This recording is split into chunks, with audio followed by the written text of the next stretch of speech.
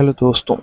आज हम बात करने वाले हैं Newton's third law of motion, Newton के तीसरे गति के नियम के बारे में, जिसको इंग्लिश में एक्शन रिएक्शन बोलते हैं या क्रिया प्रतिक्रिया का नियम भी बोलते हैं। चलिए आइए देखते हैं क्या लिखा है। Application of Newton's third law of motion. उससे पहले उसका डेफिनेशन समझ लेते हैं क्या है।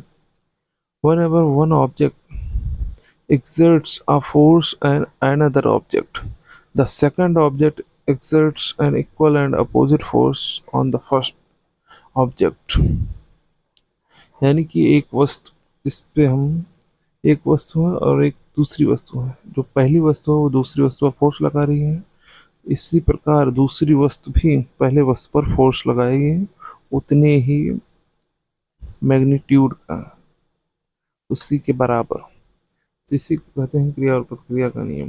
यदि हम कोई तालाब में किसी नाव पर जब हम चढ़ते हैं, तो जैसे हम जमीन को पुश करते हैं उसके बाद नाव पर चढ़ते हैं, तो जमीन को पुश करना और नाव पर चढ़ना, या नाव से उतरते वक्त नाव पर जो हम धक्का देते हैं और नीचे उतरते हैं, उतना ही दबाव जो है नाव भी हमें देता है और हमें ढकेलता है आगे की तरफ। तो इसमें भी लगता है न्यूटन्स का third law.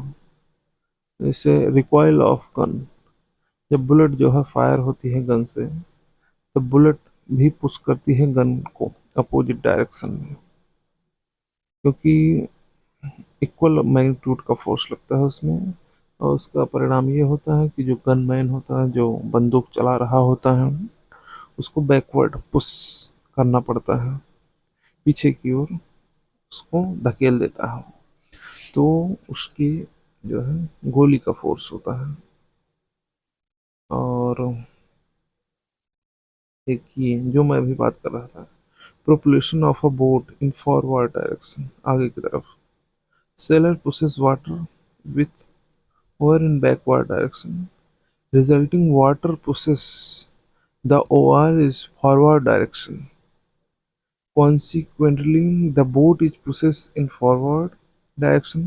Force applied by oar and water are of equal magnitude but in opposite direction. Equal but opposite direction. It is called action reaction, Newton's third law। Rocket propulsion समझ लेते हैं। Rocket propulsion, the propulsions of rocket is based on the principle of action and reaction, the rapid burning of fuel product, hot gases, which rush out from the nozzle at the rear end at a very high speed. The equal and opposite reaction forces moves the rocket upward at a great speed।